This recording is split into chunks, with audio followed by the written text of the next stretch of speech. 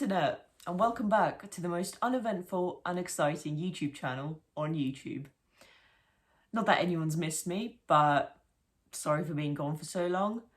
Life gets in the way. But either way, I am back with another book review, you guessed it, that no one has asked for. And this time I'll be reviewing Ross Edgley's The Art of Resilience. Now, this has been floating around the charts for quite some time now. He's published it a while back, I think, like a year or so ago. And I've always wanted to get my hands on it, but never could. But now I have, and I've read it, and yeah. Now, if you don't know who Ross is, basically, he's a self-proclaimed athlete adventurer who does a lot of crazy shit, let's put it this way. He is known for pushing the boundaries of the human body and mind in his feats, such as the triathlon, which is when he ran a marathon with a tree on his back, and most recently and most notably, swam all around Great Britain without stepping foot on land. This last one is actually what the book is about. The Art of Resilience has been written exactly a year after the Great British Swim, and he basically uses his experience during the swim to develop his own philosophy and essentially doctrine, I guess you could say, on resilience. As usual, book review is going to be divided into 4 parts. Accessibility, who can read this book. Usefulness, who should read this book.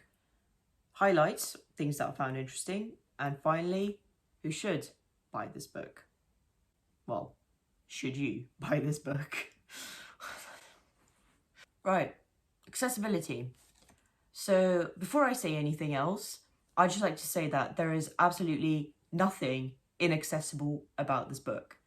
And it kind of like, this is non-fiction because obviously it's a real account, but it literally reads like a 19th century adventure book.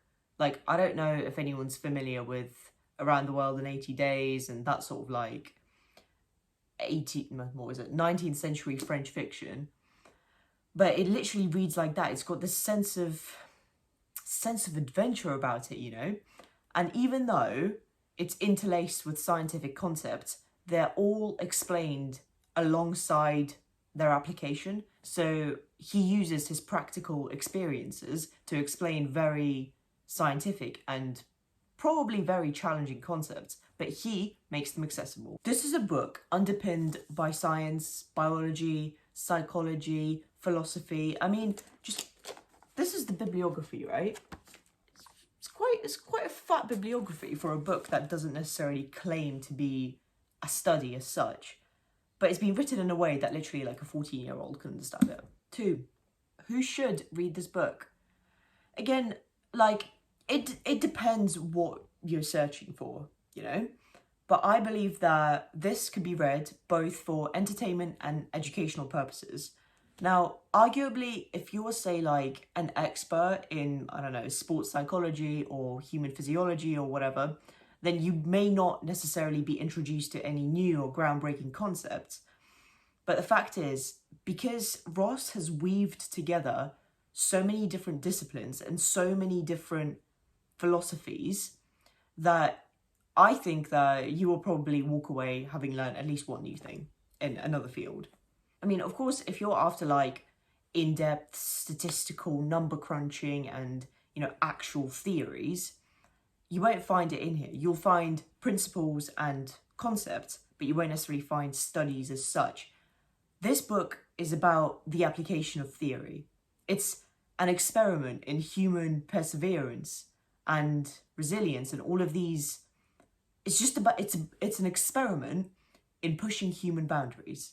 So you won't find any scientific data as such, and neither is this a manual, okay? Just before I say anything, if you're going to pick up this book and you're trying to better yourself and find a way to make yourself more resilient, this isn't a step-by-step manual. It will give you concepts that will help you, but you won't just, you know, swim around Great Britain after reading it. So that's that. You know, even if you don't learn anything, like just the way Ross tells his story and narrates his adventure, you will still walk away having marvelled at his own personal story. So I think everyone should read this book. Right, well, just like that, we're on to highlights. So you know how I said this book wasn't a manual? And strictly speaking, no, it's not a manual. Like, it's not a step-by-step on, you know, how one becomes more resilient. However, when I picked it up and bought it, I was expecting a grueling narrative about his own personal thoughts while he swam and how awful, cold, terrible, etc. it was. So I was very surprised to find that this is almost borderline scientific body of work, because Ross has essentially developed his own philosophy. Well, he has developed his own philosophy, and this is where it's all collected and pieced together. So if you follow him, then you may have seen him talking about lessons, like he'll be like, oh, lesson 5, the body is an instrument, not an ornament, followed by some promotion post. But basically, it's broken up into lessons. So each chapter is another lesson, and each lesson underpins a key principle of this Stoic sports science, which is his philosophy about Stoicism and psychological resilience and how it all ties together with having a strong body. So I really liked how he divided it almost. So in order to craft this unbreakability that everyone is after, imagine a Venn diagram.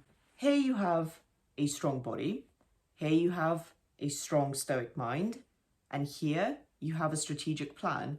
Then right in the middle, where all 3 circles interlap, you have that resilience. I don't want to give too much away, because I think you read it on your own accord and then you draw your own conclusions from it. But each lesson falls neatly into one of those circles. So strong body, Stoic mind, and strategic planning. I don't know if he intends for this or not, because it's not very obvious, but as you read the book, you kind of pick up on it. Now, again, on the whole instruction manual thing, I don't think Ross intended this to be an instruction manual, because even though he does give a lot of specialized tips. So for example, increasing your work capacity, he gives you like a couple of exercises you can do at the end of your workout, so workout finishers that you can do, and he gives you the rep ranges and the sets, which will increase your work capacity, and those sorts of specialized tips he does provide often. But he doesn't tell you what to do specifically. He gives you concepts, he gives you knowledge. Like, for example, he tells you about the psychobiological model of fatigue, you know, the body's capacity, how you've got a certain reserve of adaptation energy that you can then distribute into different areas of your life.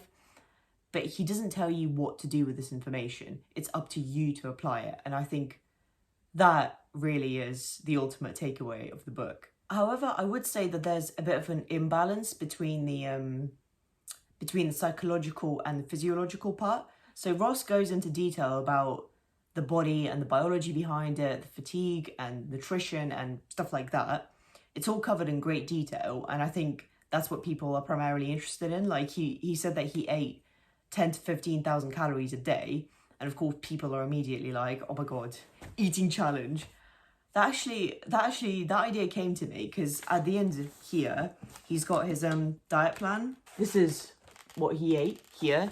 So it would be like, I don't know, just oats, loads and loads of bananas, loads of peanut butter, that kind of stuff. I'm surprised that people haven't done an eating challenge, eating like Ross Edgley during the Great British Swim. Maybe I should do that. But I really would have liked to see more of his own personal challenges, because in terms of the psychological part, he talks about it, you know, he talks about the difficulties he faced, he talks about all of that, but it's all very, I suppose the right word is stoic.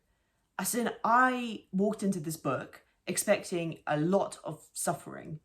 I expected this to be a doctrine of suffering and pain. Because, you know, imagine swimming 12 hours a day in cold friggin' water with jellyfish slapping you in the face. And I expected, don't want to sound horrible, but I expected a lot more whining. And that's what I came for. The sadistic bitch I am. But there's no whining. And I would have liked to see him note down more of his struggles, or even then, not even note them down, but really delve deeper into his own personal challenges during the swim. Thirdly, great balance of information. So the scientific concepts are interlaced into the story. So essentially you're reading an autobiography, or rather a documented account of the swim, but at the same time you're kind of also reading science, and he just combines it so cleverly. Like it's better to read it than to me to explain it, if that makes sense. All right, well, should you buy it? I would say the ultimate takeaway from this book is that there are a myriad of different concepts, philosophies, strategies, plans, etc., on how one can become more resilient. But ultimately, it is highly personal. Perhaps that's why Ross doesn't go in deeply into his struggles and, write them down, because, well, that's how he deals with shit. He just deals with it. That's why it's called stoic sports science. So ultimately, you have to find your own way of dealing with shit, and you have to find your own way of finding that resilience within yourself. Of course, you can use all of these helpful science and psychology concepts, but no one's actually going to be resilient for you, if you know what I mean. Like, you got to be resilient yourself. So, should you buy this book? Yeah? Oh, I hope you enjoyed this book review. My other one got 300 views, the one on rebuilding Milo, and kind of shook about it. So, thanks for that, I guess. Subscribe!